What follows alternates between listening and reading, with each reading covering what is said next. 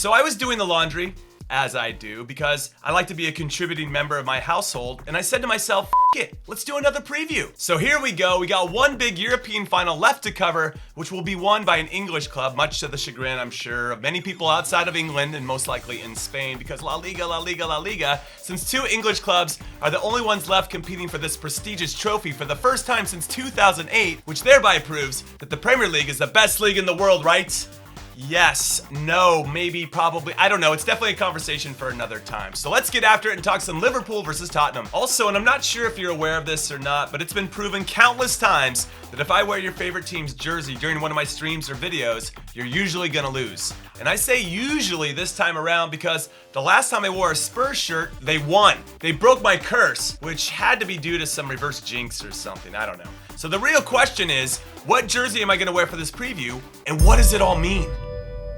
Because if I wear a Spurs jersey, they win. And if I wear a Liverpool jersey, based on the history of the overall curse, that's supposed to guarantee that Liverpool will lose, so that Spurs will win too. So it doesn't matter which jersey I wear, Spurs are always going to win? No!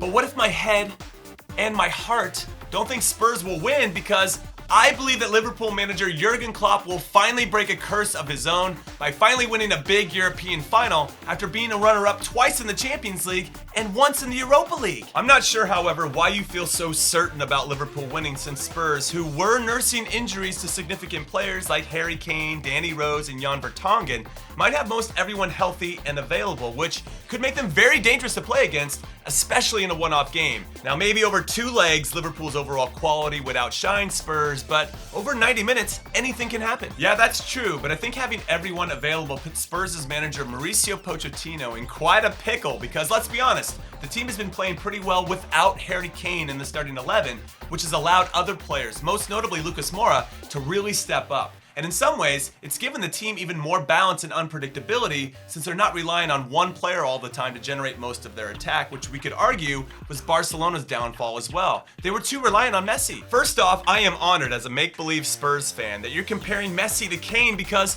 all of us long-suffering yet still insufferable Spurs fans love nothing more than our top man being in the same conversation as the best in the world, because we feel the same way about him. He is the best striker in the world. Second, didn't Liverpool get past Barcelona in leg 2 of the semifinals without Salah and Firmino? And third, what a good problem for Pochettino to have, because let's be honest, since Spurs never signed anyone, it's nice to finally have some options. And that's because with Harry Kane hurt, other guys prove they can be depended on. Well, whatever Pochettino decides, I hope it includes starting both Harry Kane and Lucas Moura together up top, because Spurs did that twice in the Premier League this season, and Liverpool beat them both times 2-1. But that just puts all of the pressure on Liverpool to have to do it for a third time, and we've seen how well Liverpool have done with some recent pressure in the past. It's a lot of finishing in second, so let's hope things aren't too slippery for them in Madrid. Okay, as a make-believe Liverpool supporter, you need to shut the up, because finishing second would be a dream season for Tottenham, while it's considered a major disappointment for Liverpool. Also, let's just get this out of the way, okay?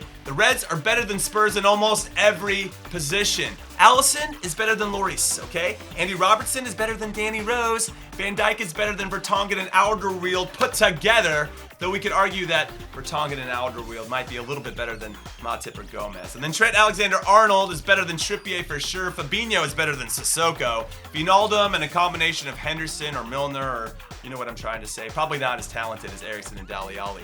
But those guys are going to outwork those other two, and that matters. And then Son, Kane, and Moura, though amazing players, can't run with Mane, Salah, and Firmino. So Liverpool win 95% of these matchups. And so did Manchester City, but look where that got them. A press conference from the great Pep Guardiola claiming that it's harder to win the domestic treble in England than it is to win the Champions League, which is something a sore loser says. Pep, you should go back to Barcelona so Messi can help you win one more Champions League title before he retires, because it's clear that you can't win one without him. You know what? Maybe you should win one first, big guy, before you start putting Pep on blast. Whoa. Liverpool have won 5. Pep has won 2 with a team that could have managed itself, and Spurs have won 0. So I can say whatever I want. Okay, fine. All right, let's just get back to where I have a little bit more of an argument. This game, Spurs got out of the toughest group in the Champions League, which included Barcelona, Inter Milan, and PSV Eindhoven. Then they beat the team everyone was raving about the first half of this season, Borussia Dortmund, before the black and yellow blew their big lead to lose the Bundesliga again to Bayern Munich. Then Spurs got past City, and then they came back and took care of Ajax, the team everyone wanted to see in the final after they beat Real Madrid and Juventus because total football was back, and it didn't happen. So I don't care if Liverpool's players are better on paper, if they beat Spurs already twice during the season. That was the league, and this is something different. Spurs are destined to win this, and the results during this run prove it. So I want to subscribe to this team of destiny crap that you're talking about with puppy dogs and rainbows, but I can't.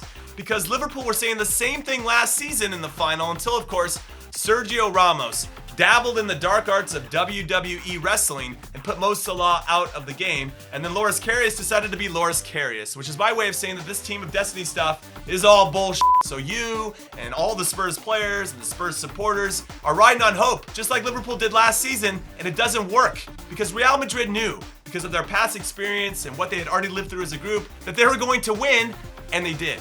So what are you saying? I'm saying that Liverpool aren't the same as last season. They've proven this year that they can win without Salah playing, or even without him playing well, and then Dejan Lovren isn't starting, and Loris Karius isn't in goal, which is very helpful. And this group of players has the experience of being in the final of the biggest club competition in the world, and knowing everything that goes with it, especially all the off-the-field pre-game hype, which can be overwhelming. But more importantly than that, they know they can win, unlike last season where they were hoping to, and that's gonna make all of the difference. So I'm going with Liverpool to beat Spurs 2-1 for the third time this season. So what do you guys think? Do you really think I'm picking Spurs to lose because I think they will? Or do you think I'm trying to jinx Liverpool? And then, what do you think the score is going to be? And I only ask this because if you correctly pick the winner and the exact score, I'll name drop you on my reaction video as the super dopest and best looking person that I know. So good luck, and I'll see you afterwards when I'm right and you're not.